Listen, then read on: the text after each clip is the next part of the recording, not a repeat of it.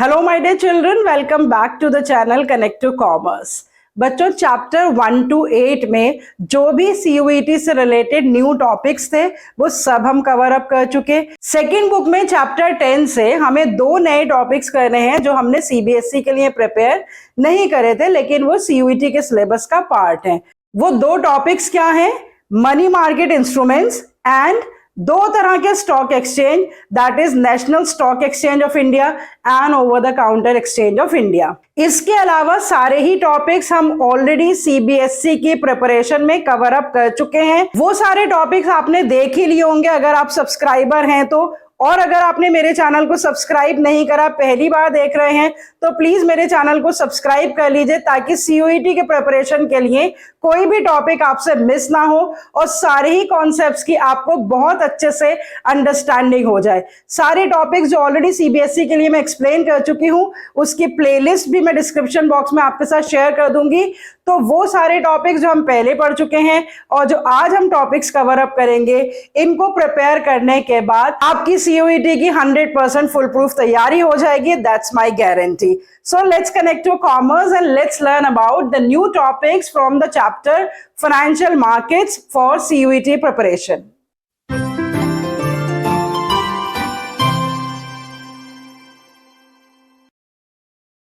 बच्चों, capital market और money market के हम डिफरेंसेस कर चुके हैं और उस टाइम हमने एक पर्टिकुलर पॉइंट करा था कि क्या क्या इंस्ट्रूमेंट्स होते हैं कैपिटल मार्केट के और मनी मार्केट के। टोटल बच्चों 5 मनी मार्केट इंस्ट्रूमेंट्स हैं, उनके नाम और उनके इंपॉर्टेंट पॉइंट्स मैंने यहाँ पर लिख दिए हैं। तो सबसे पहले तो आप स्क्रीनशॉट ले लीजिए, जो मैं हमेशा आपसे कहती हूँ, क्योंकि ये जो पॉइंट्स है और ये जो कीवर्ड्स हैं जो अभी हम डिस्कस करने वाले हैं, इन्हीं की बेसिस पर आपसे क्वेश्चंस पूछे जाएंगे और अगर आपको ये समझ में आ जाते हैं तो आप आसानी से हर तरह का क्वेश्चन जो है उसको आंसर कर पाएंगे विद 100% कॉन्फिडेंस। तो सबसे पहले तो 5 नाम नोट कर लीजिए मनी मार्केट इंस्ट्रूमेंट्स के। ट्रेजरी बिल और बाकी 4 सी से हैं, commercial paper, commercial bill, certificate of deposit and call money. यहां पर आप देख सकते हैं कि इनके मैंने पॉइंट्स लिख दिए हैं। एक एक करके सारे पॉइंट्स डिस्कस कर लेते हैं जिससे आपको ये मनी मार्केट इंस्ट्रूमेंट बहुत अच्छे से समझ में आ जाएंगे। सबसे पहले देखिए ट्रेजरी बिल, इसको हम जीरो कूपन बॉन्ड कहते हैं क्योंकि इसके साथ कोई कूपन रेट नहीं लगा होता है, मतलब कोई इंटरेस्ट जो है वो इस पे नहीं दिया जाता है। लेकिन इंटरेस्ट कैसे कैलकुलेट किया जाता है वो मैं अभी आपसे डिस्कस करती हूँ। सबसे पहला सेंटेंस देखिए, that it is an instrument of short term borrowings by the government of India. तो जो सरकार को पैसा चाहिए होता है शॉर्ट टर्म के लिए, उसके लिए जो है वो ट्रेजरी बिल्स इशू किए जाते हैं और इसका जो इशू प्राइस होता है वो lower than the face value होता है और इसको एट पार रीपे किया जाता है और जो डिफरेंस है इशू प्राइस और रिडेम्पशन वैल्यू, वही इसका इंटरेस्ट माना जाता है। मान लीजिए एक 25,000 रुपए का ट्रेजरी बिल है जो 23,000 रुपए में इशू हो रहा है, लेकिन वो रिडीम होगा 25,000 रुपए में, तो जो 2,000 का डिफरेंस है वही इंटरेस्ट माना जाएगा। 25,000 मैंने यूज इसलिए करा क्योंकि ये आरबीआई इशू करती है और इसका मिनिमम अमाउंट 25,000 ही होता है या 25,000 के मल्टीपल्स में इशू किया जाता है। मतलब 10,000 का ट्रेजरी बिल नहीं होगा, 25,000, 50,000, 75,000, 1 लाख। तो इसी तरह की इसकी वैल्यू होती है। तो इस पे आपसे क्वेश्चन पूछा जा सकता है कि कौन सा मनी मार्केट इंस्ट्रूमेंट है जो मल्टीपल्स ऑफ 25,000 में इशू किया जाता है। तो it is the treasury bill. कौन इसे इशू करता है? Reserve bank of India. किस पर्पस के लिए ये इशू किया जाता है? जब सरकार को शॉर्ट टर्म बोरोइंग्स करनी होती है पब्लिक से, तब ये ट्रेजरी बिल्स जो है वो इशू किए जाते हैं और ये प्रॉमिसरी नोट की तरह इशू किया जाता है for a period of less than 1 year और ये हाईली लिक्विड नेगोशिएबल इंस्ट्रूमेंट माना जाता है विद नो रिस्क। तो ये सारे फीचर्स हैं ट्रेजरी बिल के as an instrument of the money market. तो ये सारे कीवर्ड्स आप जो है अपने पास नोट कर लीजिए, इन्हीं कीवर्ड्स की बेसिस पे आपसे क्वेश्चन पूछा जाएगा। Let's move on to the second instrument, that is commercial paper. It is also short term. देखो शॉर्ट टर्म वर्ड जो है ना वो सभी जगह आएगा क्योंकि सारे ही मनी मार्केट इंस्ट्रूमेंट जो है वो for a period of less than 1 year he issue किए जाते हैं। Unsecured promissory note negotiable with a fix maturity period. ये सारे वर्ड्स आपको ऑलरेडी पता है। अनसिक्योर्ड का मतलब कि किसी सिक्योरिटी के अगेंस्ट इशू नहीं किए जाते। शॉर्ट टर्म का मतलब विद इन 1 ईयर ये मैच्योर हो जाते हैं।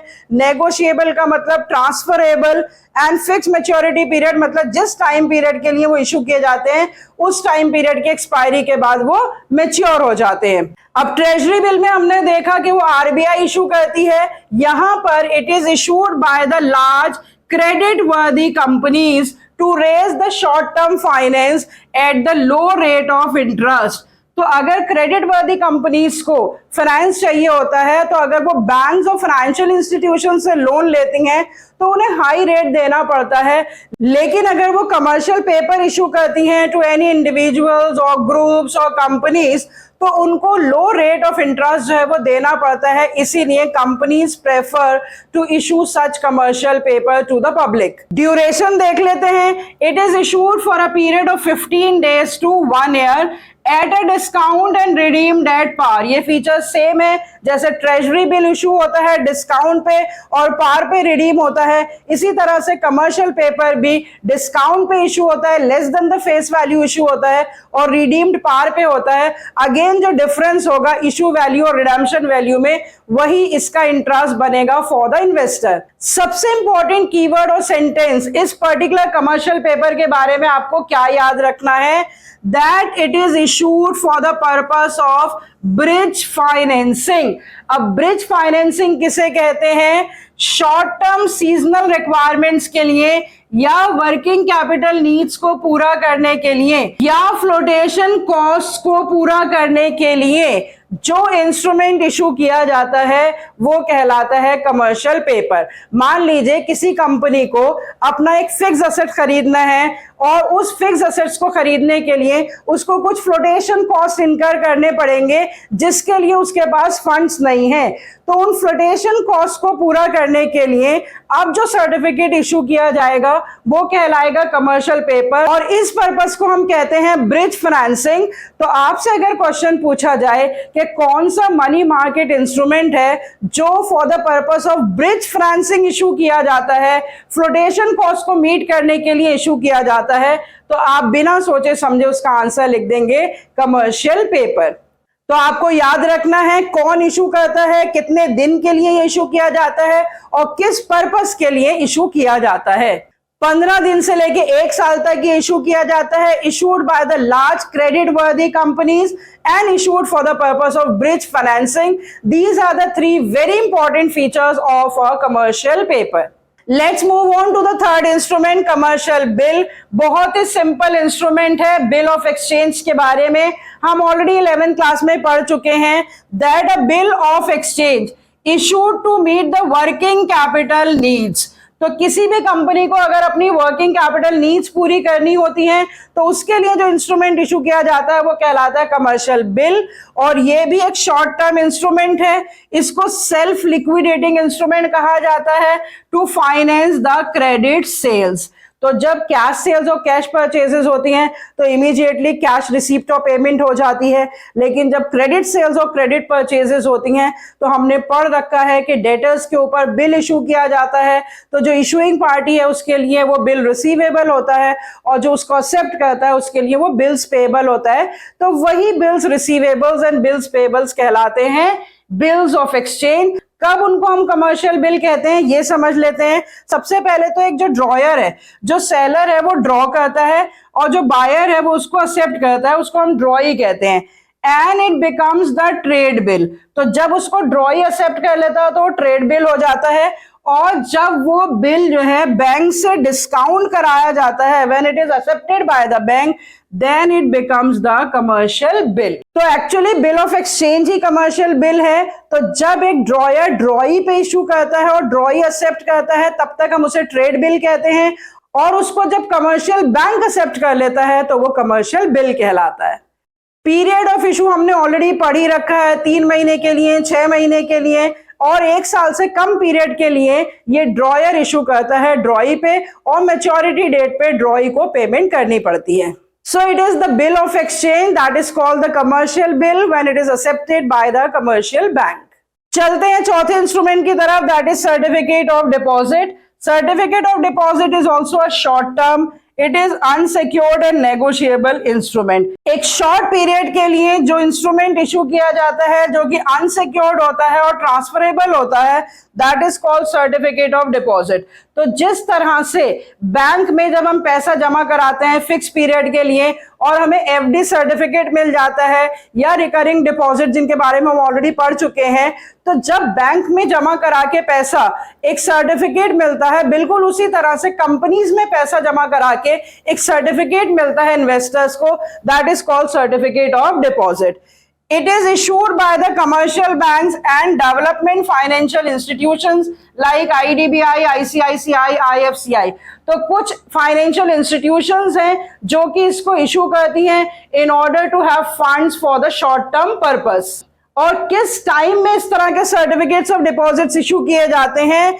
During the tight liquidity periods. और टाइट लिक्विडिटी पीरियड्स क्या होते हैं? When the deposit growth is slow but the demand for the credit is high. तो जब इन फाइनेंशियल कंपनीज के पास बहुत सारे लोन्स की जो डिमांड होती है, जो उन्हें देने होते हैं, लेकिन उनका डिपॉजिट ग्रोथ जो है वो कम है, तब उन्हें फंड्स की जरूरत पड़ती है ताकि वो आगे in the form of loan इस तरह के फंड्स को प्रोवाइड कर सकें। तो उस टाइम में वो पब्लिक को इनवाइट करते हैं कि उनकी फाइनेंशियल कंपनीज में पब्लिक डिपॉजिट करे, उसके अगेंस्ट पब्लिक को सर्टिफिकेट ऑफ डिपॉजिट मिल जाता है। तो such type of money market instruments are called certificates of deposit. Come to the last instrument, that is the call money. It is an instrument having short term maturity period। और इसका maturity period आप ध्यान रखेंगे कि एक दिन से ही इसका मैच्योरिटी पीरियड शुरू हो जाता है और कभी कभी तो कुछ घंटों के लिए ही इस इंस्ट्रूमेंट का इस्तेमाल किया जाता है। अब ये इंस्ट्रूमेंट है क्या? It is use for the inter banking transactions. जो भी इंश्योरेंस कंपनीज हैं या फाइनेंशियल इंस्टीट्यूशंस हैं या म्यूचुअल फंड्स हैं, ये इस तरह के कॉल मनी को सप्लाई करती हैं। क्यों सप्लाई करती हैं? In the situation of the temporary shortage और to maintain the cash reserve ratio. देखो, कैश रिजर्व रेशियो जो है एक ऐसी रेशियो है जो हर एक बैंक को मेंटेन करनी पड़ती है कि उसकी पूरी ट्रांजैक्शंस के कंपैरिजन में कितना मिनिमम कैश बैलेंस उसके पास होना चाहिए। तो ये जो कैश रिजर्व रेशियो है ये चेंज होती रहती है और उस कैश रिजर्व रेशियो के हिसाब से हर एक बैंक को मिनिमम कैश बैलेंस मेंटेन करना पड़ता है। तो अगर किसी एक बैंक के पास किसी पर्टिकुलर डे या किसी पर्टिकुलर आवर्स में वो कैश बैलेंस कम हो जाता है तो वो दूसरे बैंक से पैसा मंगा लेते हैं और उसी को हम कहते हैं कॉल मनी। तो वो कुछ घंटों के लिए भी मंगा सकते हैं, एक दिन के लिए भी मंगा सकते हैं और मैक्सिमम जो है वो उसको 14 दिन के अंदर अंदर उनको वापस करना होता है। इसीलिए इसका पीरियड जो है वो एक दिन से मैक्सिमम 14 दिन तक होता है। और जो पैसा कोई एक पर्टिकुलर बैंक या ब्रांच दूसरे बैंक या ब्रांच से मंगाता है उसके ऊपर जब वो वापस करता है तो इंटरेस्ट के साथ वापस करना पड़ता है और जो इंटरेस्ट इस पे पे किया जाता है उसको कहा जाता है कॉल रेट। और ये कॉल रेट भी घंटे घंटे के हिसाब से या दिन दिन के हिसाब से जो है वो चेंज होता रहता है और जितना कॉल रेट जो है डिसाइडेड होगा उतना ही कॉल रेट जो है वो बोरोइंग बैंक को देना पड़ेगा। लास्ट फीचर कॉल मनी का क्या है? That there is an inverse relationship between call rates and other instruments. What does it mean? कि अगर कॉल मनी का कॉल रेट बढ़ेगा तो जो दूसरे इंस्ट्रूमेंट्स हैं वो सस्ते होते रहेंगे। तो ये इनवर्स रिलेशनशिप होता है कॉल मनी के रेट पे और अदर मनी मार्केट इंस्ट्रूमेंट्स में। तो बच्चों 5 मनी मार्केट इंस्ट्रूमेंट्स के नाम, इन पांचों इंस्ट्रूमेंट्स को कौन इशू करता है, किस पर्पस के लिए ये इशू किए जाते हैं और इनसे रिलेटेड कुछ स्पेसिफिक कीवर्ड्स जो मैंने अभी आपके साथ डिस्कस करे, सर्कल करे हैं, अंडरलाइन करे हैं, इन्हें आप अच्छे से याद कर लेंगे। And I hope that now you have prepared this topic very well and you are able to answer any type of a question that is going to be asked from these 5 money market instruments. अब बच्चों एक और topic है 2 stock exchanges के बारे में जिस पे आपसे क्वेश्चंस पूछे जा सकते हैं। That is the national stock exchange of India NSEI and over the counter exchange of India OTCEI। तो इन दोनों स्टॉक एक्सचेंजेस के बारे में बच्चों ज्यादा कुछ एक्सप्लेन करने के लिए नहीं है। इसके कुछ पॉइंट्स आपको याद करने हैं कि ये किस ईयर में सेटअप किए गए, किस ऑब्जेक्टिव के साथ सेटअप किए गए और किस तरह से इसमें ट्रेडिंग प्रोसीजर जो है वो कंडक्ट किया जाता है। तो यहां पर मैं स्क्रीन पर आपके सामने एक टेबल शेयर कर रही हूं जिसमें दोनों स्टॉक एक्सचेंजेस के बारे में, इनका ईयर ऑफ सेटअप, ऑब्जेक्टिव्स और किस तरह से ये फंक्शन करते हैं, सब कुछ मेंशन किया हुआ है। आप इसका स्क्रीनशॉट ले लीजिए और इन पॉइंट्स को आप अच्छे से याद कर लेंगे। स्क्रीन पर देखिए बच्चों, the national stock exchange is the leading most modern and technology driven exchange. NSE has set up a nationwide fully automated screen based trading system. It was set up in 1992 by the leading financial institutions, banks, insurance companies and other financial intermediaries. तो इस sentence में आप year of setup याद रखेंगे 1992, और किसने setup करा? Financial institutions, banks, insurance companies and other financial intermediaries के द्वारा यह सेटअप किया गया, ये बात आप याद रखेंगे। उसके बाद 3 पॉइंट्स और दे रखे, देखिए, it is managed by the professionals who do not directly और indirectly trade on the exchange. तो कौन इनको मैनेज करता है? वो प्रोफेशनल्स जो डायरेक्टली और इनडायरेक्टली एक्सचेंजेस में ट्रेड नहीं करते हैं। The trading rights are with the trading members who offer their services to the investors. तो जो trading rights हैं वो इन्हीं professionals के पास होते हैं। The board of NSE comprises of senior executives from the promoter institutions and eminent professionals without having any representation from the trading members. तो इसमें जो बोर्ड ऑफ डायरेक्टर्स होते हैं वो जो भी प्रोमोटर इंस्टीट्यूशन होती है उसके सीनियर एग्जीक्यूटिव्स होते हैं, और इसमें कोई भी रिप्रेजेंटेशन जो है वो ट्रेडिंग मेंबर्स का नहीं होता है। तो यही सारे पॉइंट्स आप NSEI के याद कर लेंगे। उसके बाद देखिए, over the counter exchange of India, it is a company incorporated in 1990। तो NSEI जो है वो 1992 में सेटअप हुआ। OTCEI जो है वो 1990 में इनकॉर्पोरेट हुआ under the companies act 1956। It was set up to provide the small and medium companies having the paid up capital less than 3 crores and access to the capital market for raising finance in a cost effective manner. Small और medium companies जिनका जो capital है, paid up capital 3 crore रुपए से कम है, उनके द्वारा यह सेटअप किया गया ताकि वो कैपिटल मार्केट को असेस कर सके कॉस्ट इफेक्टिव मैनर में फंड्स जनरेट करने के लिए। It is fully computerised, transparent and single window exchange. पूरी तरह से कंप्यूटराइज्ड एक्सचेंज है, ये ट्रांसपेरेंट है और इसमें सिंगल विंडो से डीलिंग की जाती है। It has been promoted by UTI, ICICI, IDBI, IFCI, LIC, GIC and SBI Financial Services। तो इनके प्रोमोटर्स के नाम दे रखे हैं, ये आप याद कर लेंगे। OTC exchange trading takes place when a buyer or the seller walks up to an OTCI counter, taps on the computer screen, find codes and affects a purchase or sale depending on whether the prices meet their targets। Trading procedure हम अच्छे से पढ़ चुके हैं। तो इसी तरह से OTCI की विंडो पर जाकर कंप्यूटर को ऑन करके इस तरह की ट्रेडिंग जो है वो की जा सकती है। There is no particular market place in the geographical sense. तो यहां पर कोई भी फिजिकल ज्योग्राफिकल मार्केट्स नहीं होती हैं, सारी ट्रेडिंग जो है वो कंप्यूटराइज्ड ट्रेडिंग होती है। तो ये जो 2 पैराग्राफ्स हैं NSEI और OTCI के, आप याद कर लेंगे। आप देख सकते हैं नीचे 2-3 इंपॉर्टेंट क्वेश्चंस दे रखे हैं। इसी तरह के क्वेश्चंस जो हैं वो आपसे CUET में भी पूछे जा सकते हैं। तो बच्चों, आपने देखा कि जो 2 इंपॉर्टेंट टॉपिक्स थे फाइनेंशियल मार्केट्स के, मनी मार्केट इंस्ट्रूमेंट्स की एक्सप्लेनेशन और 2 स्टॉक एक्सचेंजेस के बारे में, वो दोनों हमने कवर अप कर लिए हैं। इसके अलावा फाइनेंशियल मैनेजमेंट और फाइनेंशियल मार्केट्स में जो भी सारे टॉपिक्स हम CBSE के लिए प्रिपेयर कर चुके हैं वही CUET का भी पार्ट है। तो अब इन दोनों चैप्टर्स को बहुत अच्छे से आप लर्न कर लेंगे, रिवाइज कर लेंगे आज का वीडियो लेक्चर देखकर, और जो प्लेलिस्ट में आपके साथ शेयर कर रही हूं वो सारे वीडियो लेक्चर्स भी आप अच्छे से देख लेंगे और उससे आपके ये दोनों चैप्टर्स जो हैं वो बहुत अच्छे से प्रिपेयर हो जाएंगे। मार्केटिंग मैनेजमेंट और कंज्यूमर प्रोटेक्शन के भी कुछ टॉपिक्स हैं जो हमें CUET के लिए एक्स्ट्रा प्रिपेयर करने हैं। उन टॉपिक्स को नए वीडियो लेक्चर्स में अंडरस्टैंड करेंगे। So see you next time with explanation of these topics. Till then, goodbye, stay healthy and connected.